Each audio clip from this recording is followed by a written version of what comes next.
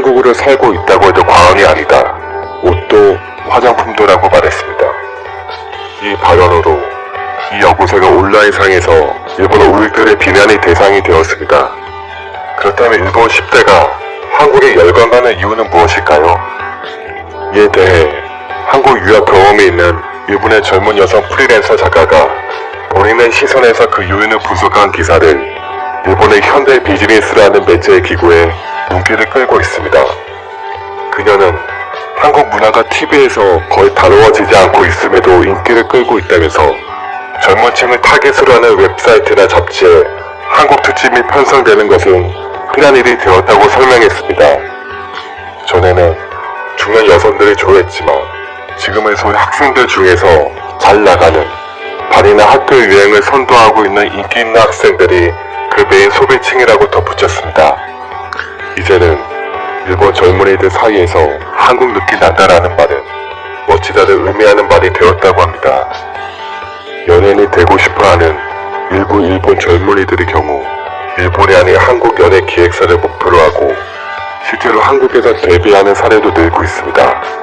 이처럼 일본 젊은이들이 한국에 매료되는 이유는 무엇일까요? 필자는 이 작가는 세 가지 이유를 꼽고 있습니다.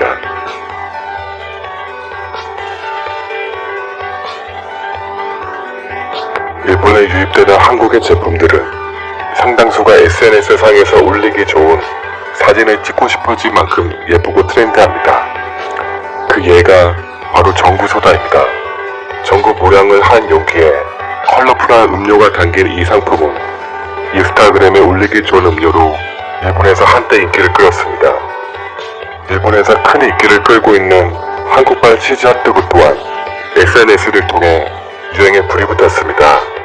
한입 베어 먹을 때 쭉 늘어난 치즈를 사진에 담아 SNS상에 올리는 게 시노쿠보 코리아타운을 방문하는 젊은이들의 하나의 코스였습니다. 먹거리 외에도 움직이는 토끼기 모자 등 한국 젊은이들에게 인기를 끌었던 아이템들은 대체로 사진이나 영상 촬영에 어울리는 귀엽고 예쁜 아이템들입니다. 이러한 점이 일본 젊은 여성에게도 어필했다는 것입니다. 또한 한국의 인터넷 보급률이 매우 높아 어느 나라 보라도 빨리 SNS, 블로그 문화가 자리 잡았습니다. 일본보다 한 발 앞서 이러한 상법이나 문화가 정착한 만큼 어떤 상품이 SNS상에서 반응이 좋을지 노하우가 더 많이 축적되어 있었습니다.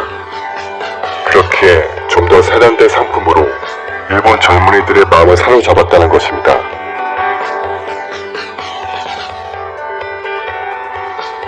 필자는 결코 상품의 외관만 예쁘게 한다고 해서 젊은이들의 마음을 사로잡지 못한다고 지적합니다. 젊은이들의 마음을 진실로 이해하고 그 마음을 잡을 수 있는 건 역시 젊은이이며 한국의 젊은이들을 상대로 한 비즈니스 역시 많은 경우가 젊은이에 의한 비즈니스인 경우가 많다고 언급했습니다. 그 대표격이 바로 일본의 유명 한국 패션몰 스타일난다이며 스타일난다는 일본의 유명 패션 사이트 중 하나로 꼽힐 정도로 일본에서 큰 성공을 거뒀습니다. 필자는 스타일난다의 성공에 대해 젊은이들이 동경하는 것을 젊은 센스로 만들어내 젊은이들에게 발산한다는 심플한 방법을 제대로 실천했다고 전했습니다. 많은 한국 인기 브랜드가 이러한 젊은이들의 감성을 최대한 존중한 브랜딩, 상품 개발을 한다고 지적했습니다. 이를 실현할 수 있는 하나의 이유로 한국에는 아직 많은 소규모 공장이 존재하고 있다는 점을 꼽았습니다. 일본과 비교해 작은 규모, 저가격으로 생산할 수 있어 자신의 감성에 따른 오리지널 제품의 소량 제작 또는 이를 통한 비즈니스 전개에 대한 장벽이 낮다는 것입니다.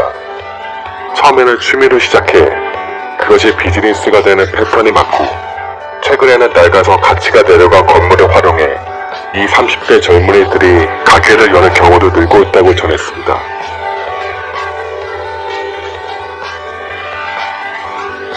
필자는 젊은이들이 한국에 열광하는 이유에 대해 젊은이들이 느끼는 한국의 장점을 어른들은 알 수 없다는 점 때문이라고 말합니다.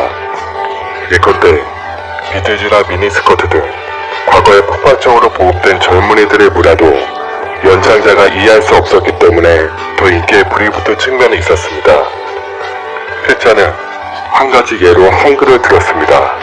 놀랍게도 현재 일본에는 한국어 교육을 받지 않았음에도 불구하고 자신의 이름 정도는 한글로 쓸 수 있는 젊은이들이 꽤 존재합니다. 즉, 어른들과는 구별되는 자신들만의 언어로서 일본 젊은이들이 한글을 이용하고 있다는 것입니다. 또한 일본 젊은이들 사이에서 젠더에 대한 시선이 변화한 것도 한 요인이라고 필자는 말합니다. K-팝에서는 귀여움이 아닌 강함을 보여주는 여성 아이돌이나 늠름함이 아닌 아름다움이나 약한 모습을 표현하는 남성 아이돌도 적지 않습니다. 여기에 공감하거나 동경하는 팬도 많습니다. 이러한 가치관은 이번 연장자의 감각으로는 약간 이해하기 어려울 수 있습니다. 젊은이들을 위한 비즈니스라는 것 자체가 어른들이 만드는 사회에 대한 반항이 될 수 있다는 것입니다.